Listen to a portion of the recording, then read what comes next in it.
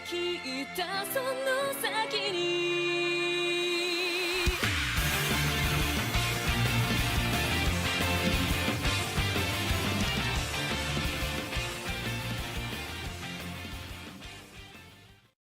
Hello everyone, Marvel Comics and geeks and whatever. Welcome to the Danmad297 show, because we have a special guest in the building. He's just like my friend in Philly sometimes, and he's a nice person. Introduce to yourself, Common Wire Decree, as it's called to say, aka Common Wire Ghost. What's up? I'm Romeo. You know me as Riko Kazuragi. I plan to be doing more commentaries on this channel, if not my own channel, soon enough. But I've been called today on a very special mission and a very special assignment via Danmad297. So I kind of figured it's unscripted. Why not? Might as well sit down and join the video, you know? Yeah, and I'd be Goldbuster Red because I love Goldbusters when I watch it. I watch it a couple times, but I'm a great leader, but I almost kill Mr. Enter. So, not very jokey and funny. And I saw a Boom Slayer almost stole your jokes. There. Be happy. Well, I mean, today is a very special day, I guess you can say, or night, or wherever you are. Anyway, we recently watched Captain America Civil War, and pretty much we're going to give some of what we feel were our favorite moments, and just kind of a small rundown on the movie and how we feel about it in general.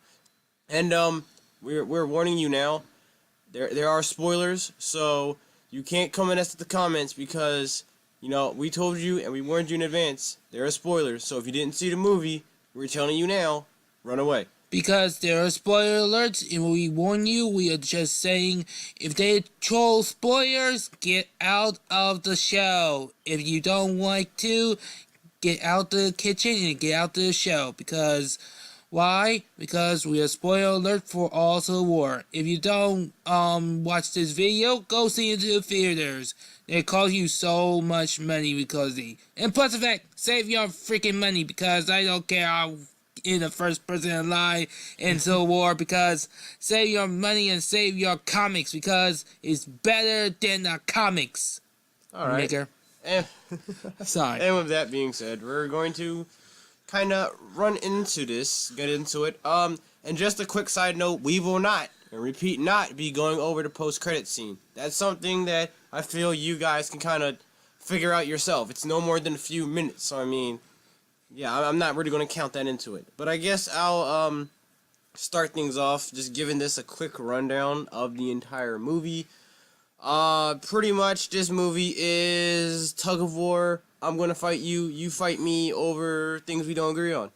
I'll just say it like that. I mean, I agree. This movie just like who's right and who's wrong, and it's a difference, and who's just like an ending. It's just like the election, but they fight each other as tug of war. See, in this Civil War movie, we are introduced to the two sides. We have Captain America, and of course he has his little team. He has Falcon, Ant-Man, yada yada yada.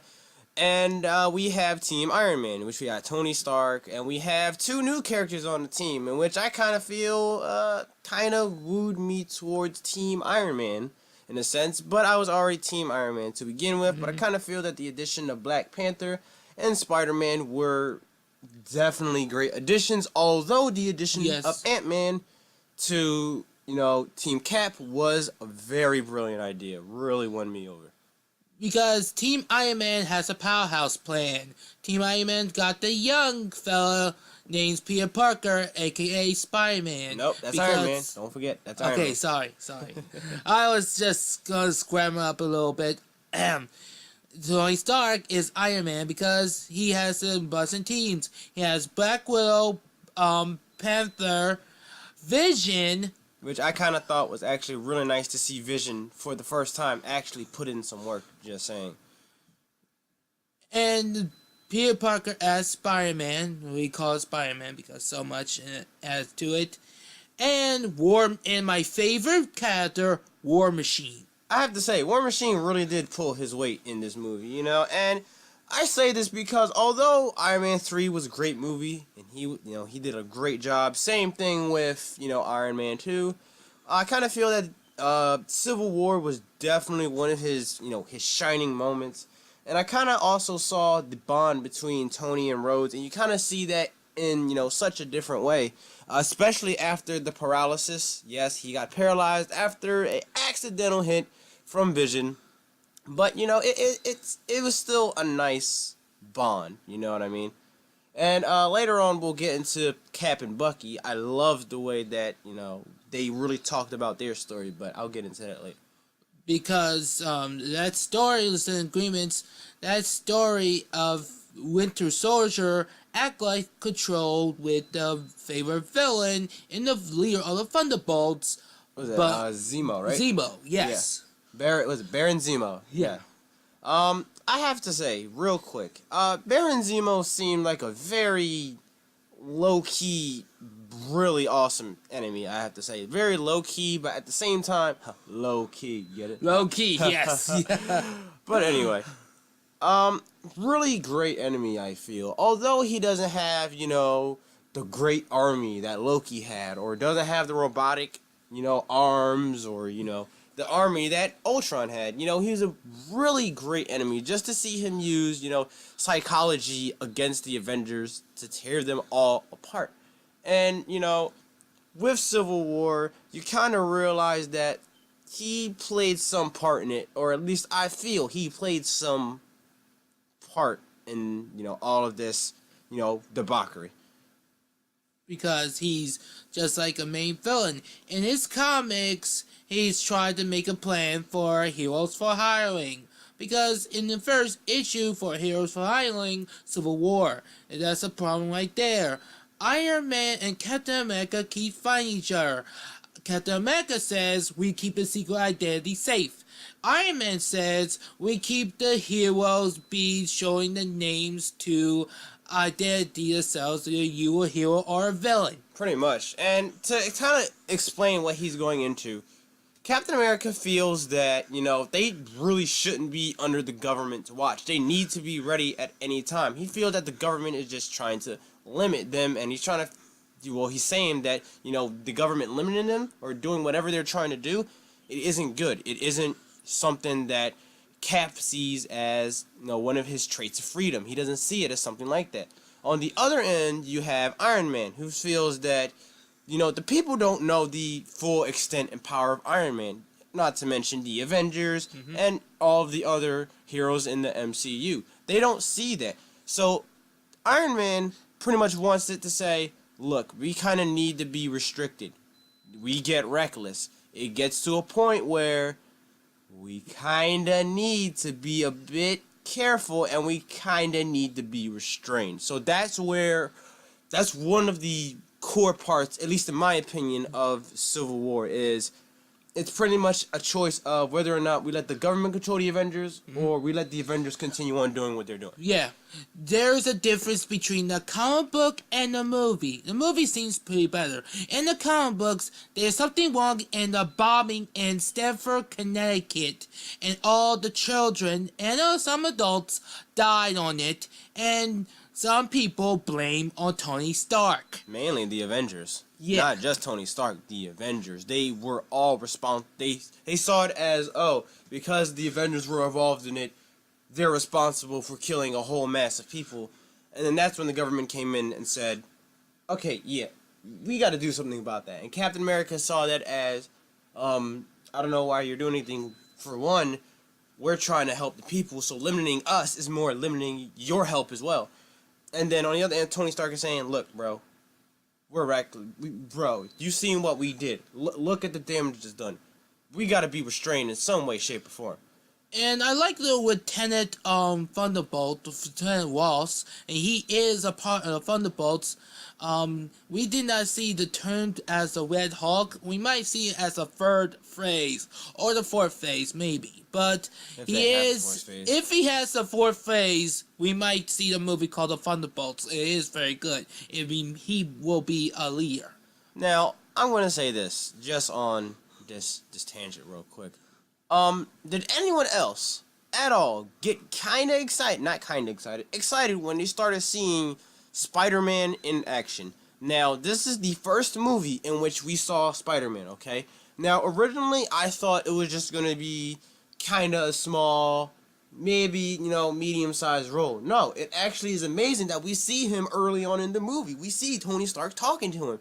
And it's amazing to see how, I'm not going to say childish, Yes. because I don't think that Peter Parker was, childish, but just how much of a teenager he is in the MCU, at least in this sense. Tom Holland plays, in my opinion, a fantastic Spider-Man. I think he did an excellent job, I think one of the best parts, in my opinion, is when he was fighting the Winter Soldier and he grabbed his arm, looking at the metal arm, saying... he was fighting with the Winter Soldier and Falcon at the same time. Yeah, pretty much he had to try to stave off Falcon, and while, pushing off Falcon, he's fighting the Winter Soldier, and when he grabbed his metal arm, he looked at it and said, "You have a metal arm?" before getting rammed by the Falcon.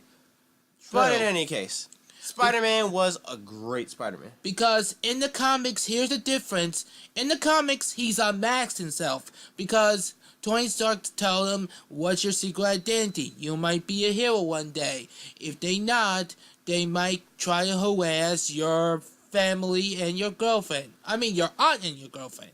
That's all it needs. Because Spider-Man is his part of a Civil War. And is part of his storyline of Amazing Spider-Man. Like couple issues, he's a part of a mess between Captain America and Iron Man. Because Spider-Man is in Iron Man's side in the whole beginning and the whole time. Exactly. Because he becomes Iron Spider, my favorite costume. I like how it goes and I like how the costume works. And I have to say, and real quick, let me just slide in here real quick. I have to say, even though they didn't completely go along with the Iron Spider suit thing, although we probably won't see it yet, I have to say that, I have to bring in a post-credit scene. God damn it. Anyway, in the post-credit scene, Peter Parker talks to Aunt May, and he has web shooters that were designed by Stark. So it kind of leads to, will we possibly get an Iron Spider? Just to, go off on a tangent. But back to Spider-Man himself, and connecting with the comics again. I also like how, I don't know if this is correct or not, but if I'm correct, Spider-Man eventually went to Captain America's side. And everything. If I'm correct, now I don't know. I've heard different sources about it. I'll have to double check it. Let me know in the comments if it's right or not. Let me know in the comments if I correct. The first thing, Spider-Man asks to Iron Man, can I join the team? And he'll say yes. He asks him and he'll say, you need a suit to upgrade it. So that's all he says. Then after that, the middle story, he said, I quit your team, I done your team, we not doing the size anymore. And then he goes to Captain America team. So I don't know if that's right or not, but just confirm that to see if that's right. Let us know in the comments below if it is. Yeah. And yeah. But anyway, Black Panther, I have to say, I had very low hopes for him at first. Yes. Now, a lot of people had high hopes for him, and I agree with those high hopes, but the reason why I kind of had low hopes is because I kind of feel like, at least trailer-wise, when I it didn't look like he was doing a lot, you know what I mean? It was in the fight, but I kind of felt like he was just there. But I was proven completely wrong. I saw him in the beginning, and I kind of saw, him talking about, what's his name, T'Chaka, who was the king? He was the king, but he was his dad. Yep. So we kind of saw, of course, Black Panther being tied into it, and we saw, of course, the fight. Man, his fighting was amazing, and his character as well. Not just his fighting, but his character as well was really done. Very solid, in my opinion. Of course, there are parts that could have been improved just a little bit, but overall, I think that the fighting with him was great. Nice scenes. I have to say, I saw the teamwork that he had with Team Iron Man. Really great. And, of course, the character. The way that he was. It was, once again, it was great. Beautiful. I liked how it worked out.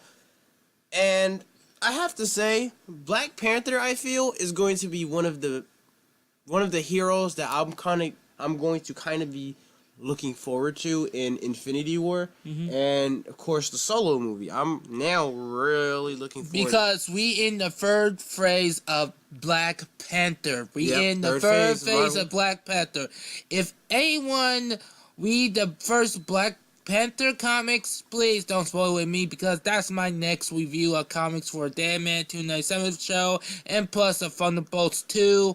And yeah, because I do in the Thunderbolts and Black Panther a little bit because this is the good the comics. So get back to the movie because I agree Black Panther will be a great movie. And we sure the character, the fighting style is great against Captain America. You seen Black Panther pull some pretty Panther-like moves, especially fighting Cap. It, kind of almost threw me off. Seeing him do fly kicks to his shield, seeing how hard he threw him back, I'm looking at him like, oh dear God, he's not playing around. He's not bullshitting. He's coming to get you. And it was really nice just to see, how Black Panther was really going to go at him. And just really quickly, just to talk about the suits, Spider-Man was done beautifully. Yes. One thing I have to say, the eyes.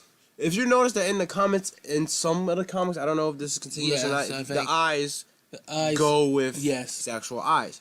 I don't know if all the comics do that, and I'm pretty sure not all the comics do, but I'm pretty sure some of the comics have that. And I kind of saw it as, oh, this has some sort of mechanic to it. Like, work has actually been put into this. Like, Peter Parker actually put work in. So, I love that. And Black Panther suit, man, the way it looks and just, it was beautiful. Because his head is full of metal, because it is very well done. Yeah. And now, let's get into what I feel is the most, I feel is the best parts. Well, yeah, the best parts of Civil War. Uh-huh. Captain America and Iron Man, okay? Yes. So we see this movie start off as just a basic disagreement. Yes. Eventually, Ross gets Team Iron Man to pretty much go after Team Cap. So it becomes a sense of friends now kind of have to go against each other. And Stark wants to follow, of course, what the government is going by just because what he feels. And, Captain America, sadly, to protect his friend Bucky, the Winter Soldier, Yes. it's more of, I would rather protect him, who I've known longer, and give him a chance, rather than let us go under captivity and get locked up and be stuck, under the rules of the government. You know what I mean? I know. And yes, you see the fight. I guess that's where we'll start at. We'll start at the fight. Yes. Seeing the fight, at the airport, it was, to me, I feel there was like a little bit of everything, in my opinion. And just him, and it wasn't, I don't even feel like it was just a physical fight, but just the fact that they're going back and forth. And Stark is trying to tell him, dude, listen, I don't want to do this. Don't make me do this. Yeah. There you go. And here we go, because when Iron Man says up the roof, then Spider-Man caught the shield of Captain America's shield. You see a comic book called Spider-Man got the shield, right? But the picture is very awesome. He got the Captain America shield. I like this Spider-Man become as caught on the Captain America shield because it was a most amazing job. And you kind of sort of see that Tony, kind of went all out on a limb to stop Cap if he called Spider-Man in and actually let him do what he had to do, or at least give him some sort of assistance. Just saying, hey, yeah, we're going to need your help. And if you notice, Tony was actually kind of a father figure toward him, saying, hey, look, don't actually go hand in hand into him, just look. Web him up. That's all you have to do. And of course, there was some fighting in it. And of course, after Tony told him, yeah, look, you're done. After Tony, look, pretty much, Pete, go home. You done. Go call Aunt May. Yeah. And pretty much Spider-Man's like, hey, I don't want to go. But, so I love that little Yes. relationship. But back to, of course. Because don't forget the Ant-Man, Hank Palmer, trying to grow huge. No. Remember, Scott Lang. Different one. Really? Yeah, Scott Lang. Yeah. Fun fact for you guys, if you guys haven't really been into, if you guys didn't see Ant-Man, Hank Pym is not the Ant-Man in this case. In this case, Hank Pym was the one who developed, the Ant-Man suit. So Scott Lang is the Ant-Man in this case. But yes, Ant-Man becoming Giant Man. I gotta say, one of the best highlights of Cap's team. When you seen him grow giant and actually grab War Machine as if he was like playing with a toy, it was actually pretty cool. Love that. Now, this is gonna be pretty much this is gonna be pretty much what's gonna finish this all up. Pretty much finish how we feel about it before the final thoughts. Let's talk about the fight, Winter Soldier and Cap versus Iron Man. Yes. To give you just quick backstory on what happened there. After going after Zemo, Tony finds out that the Winter Soldier was the one who was responsible for the death of Tony's parents. And not only that, but Captain America knew that he was responsible for it. And pretty much at that point, Stark said, really? You did that and you knew? Fuck both of y'all. I'm going after him. So, starts going after the Winter Soldier. Cap tries to stop him, and eventually it becomes a battle of survival for Iron Man.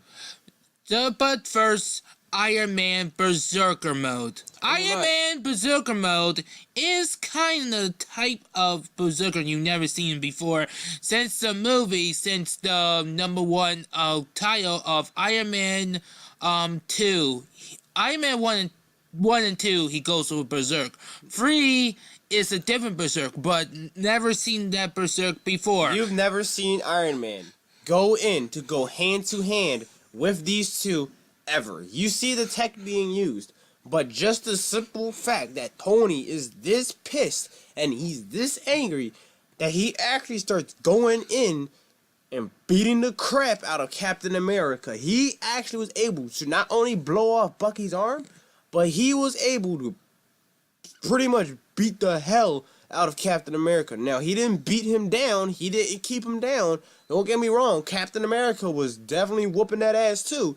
But it's just crazy to see Tony go in and actually, beat up the one who used to be, side by side with him. And now you see him brutally beating the crap out of him. Literally trying to get as much information on him as possible just to say, I'm gonna kick your ass. It's crazy just to see how badly they fell apart. And I have to say that, and see if you can back me up after I'm done. But I feel that with that fight, you could see their emotions were coming out through fists. Because in the comics, it's a different like a comic book. Captain America vs. Iron Man is the best suit in the comics. Captain America tried to punch out Iron Man, and he tried to knock out, and some people wanted to stop Iron Man, and Captain America says, I surrender. Yeah, pretty much. And he's done, because Iron Man is winning, because in the end, Iron Man is winning. Yep. All the Civil War tie-ins and all the Civil War main storylines are being used since 2007? I'm not sure. Not sure either. Not sure either.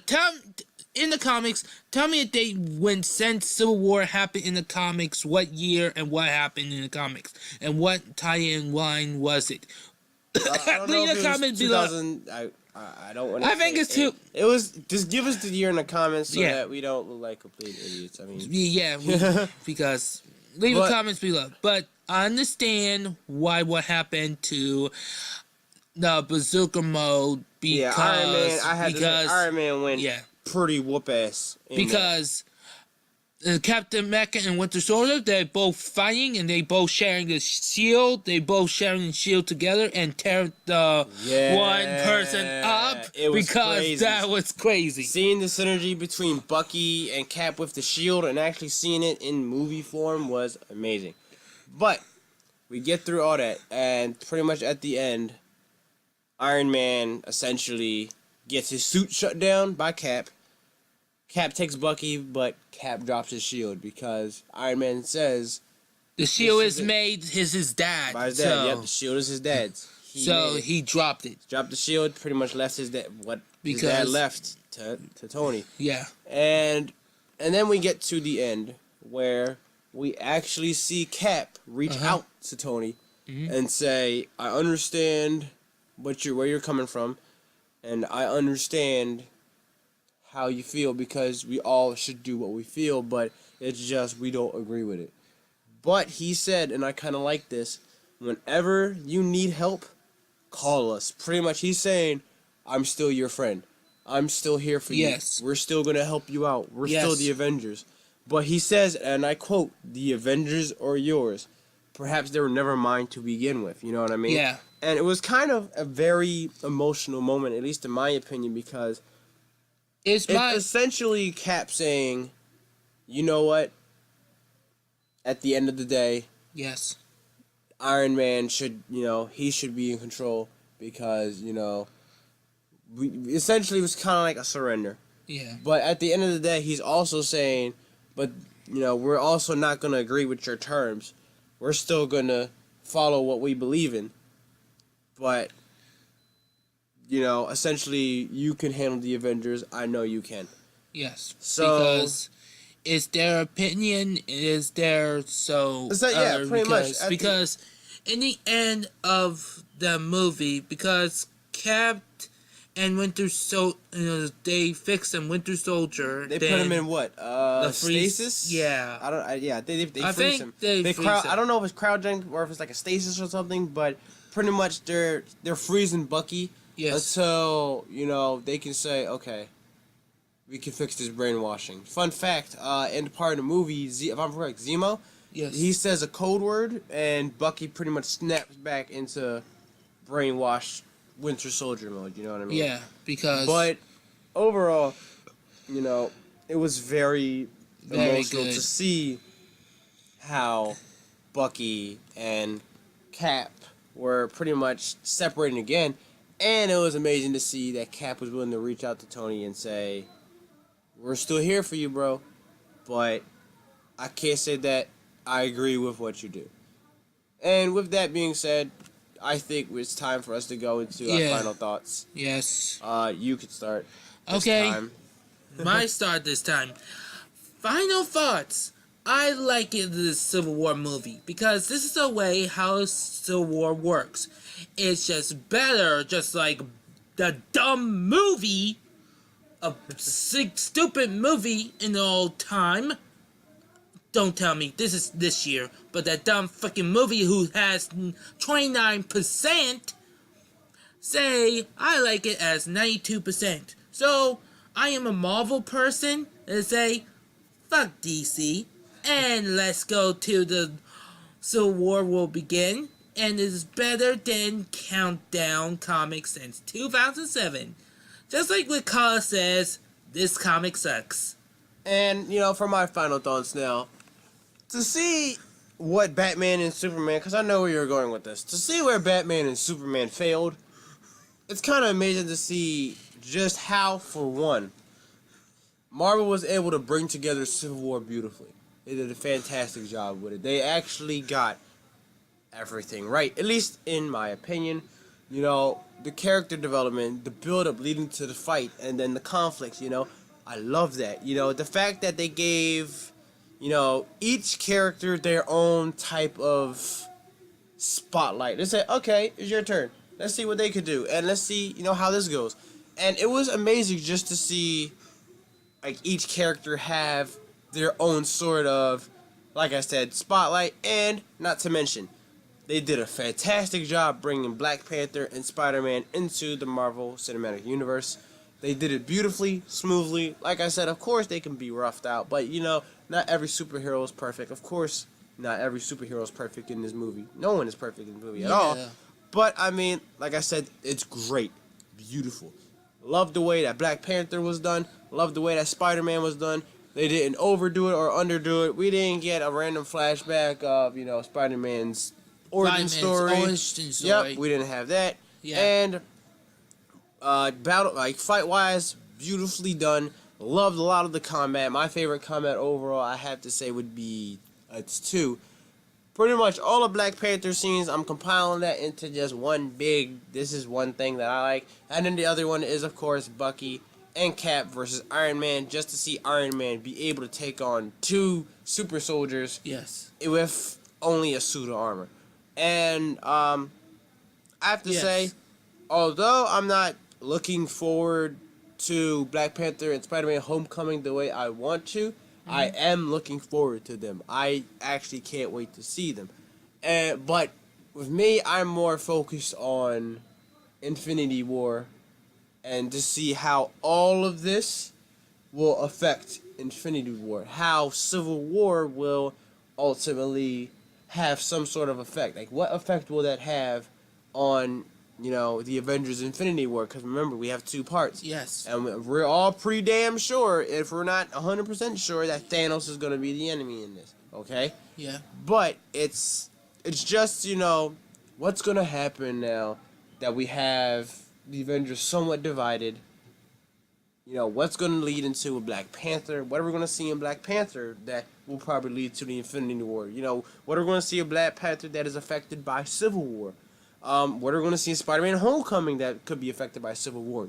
It's a lot of stuff that Civil War has set up for the rest of the MCU. And of course, we still have other movies like Doctor Strange, and stuff like that. But overall, Civil War was a very good movie to kick off Phase 3.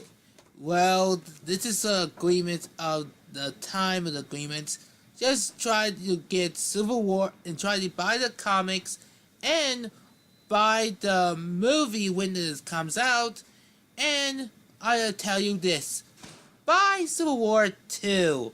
Because Iron Man versus Miss Marvel in space. If I'm going to buy that too, I'll get 0, 1, and 0 through 12. Because I'm going to see those comics as they fighting in space. Because I love that too. But my time is up here, thanks to Romeo, and in the Conway Decree, it is as Conway Ghost. I Danmad297, and this is the Danmad297 show as Goldbuster Red, because it's just like a bad 10 one, because I like 10 superheroes. I got 10 avatars. Make it 22, because I'm going to split up all of them folks, because So, anything to say for your audience? Not really. I just have a belt. That's it. Alright, I'm out, guys. Hopefully you can see me do more shit in the future on my own channel. Hopefully that gets up soon. But, with that being said, I'm Riko Kazuragi, aka Kamen Rider Ghost, saying bye. Bye! Well, I just say something right there, because I gotta go to regionals, I think, in this on dream. And I'm gonna focus on Senko summing, because I'm gonna focus on stars. Because I gotta go. My Megazord gonna try to call me, I think. I have all day or with the motorcycle fixing those. And I Danmad297. I see you to near future. Bye now.